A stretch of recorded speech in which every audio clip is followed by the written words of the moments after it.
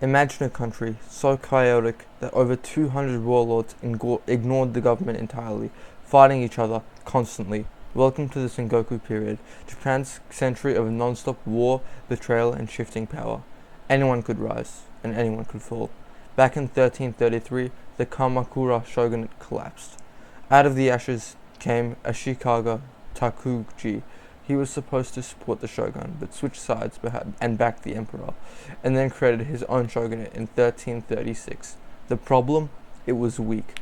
The shogunate controlled little land directly. Instead, it depended on Daimyo, regional lords with their own armies, territories, and money.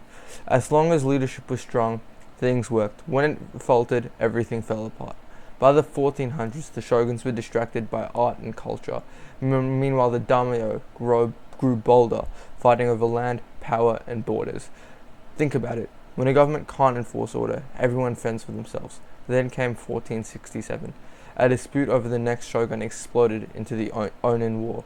10 years of fighting, Kyoto destroyed, and in the end, no one won. The shogunate's authority collapsed. Japan fractured. The Sengoku period had begun. Roughly 250 daimyo ruled independently. Constant war, alliances that shifted daily, betrayal everywhere. Armies were huge, tens of thousands of soldiers.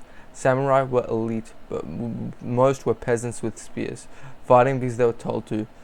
Then there were the ninja, real spies, saboteurs, assassins, but the most surprising fighters, the peasants themselves.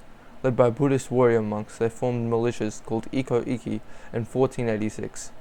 They overthrew the ruler of Kaga province and ruled themselves. The first time in Japanese history that ordinary people had controlled a region. Imagine that. Farmers becoming governors. If you're enjoying this, subscribe. I break down history like this every single month. Comment below. Samurai, ninja, or Ikko-Ikki? Who's the most fascinating? It wasn't just destruction. Over 5,000 castles were built in 100 years. Towns formed around them, and the economy, it grew. Daimyo invested in agriculture and irrigation, and trade even with China and European merchants. A merchant class emerged. War in agriculture, irrigation, war paradoxically created progress. The Sengoku period, chaos and growth, violence and innovation. Nobles could fall overnight, peasants could rise. It didn't end until a leader strong enough to reunite Japan appeared.